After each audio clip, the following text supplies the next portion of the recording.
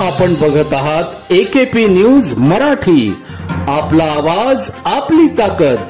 Subscribe करा, share करा, like करा। AKP news Marathi.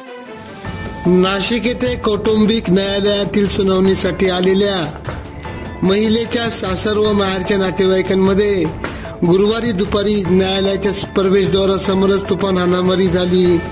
पोलिसांच्या हस्तक्षेपानंतर ते मार्गस्थ झाले। नाशिक रोडच्या जेल रोडच्या मोरेमळा येथील हे कुटुंब आहे।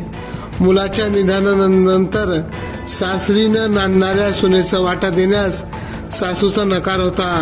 हा कौटुंबिक न्यायालयात खटला दाखल आहे। याची आज दुसरी सुनावणी होणार होती।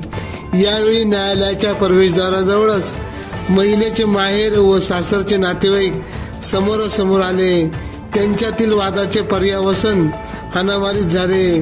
2 पुरुष 3 महिला यांच्यात तुफान हाणामारी झाली। बघ्यांचीही या ठिकाणी मोठी गर्दी उसळली होती।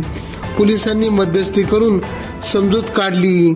सरकारवाडा पोलीस ठाण्यात या प्रकरणी अदखलपात्र गुन्हा दाखल करण्यात आला आहे। AKP न्यूज साठी ब्युरो चीफ अनवर खान पठाण, नाशिक।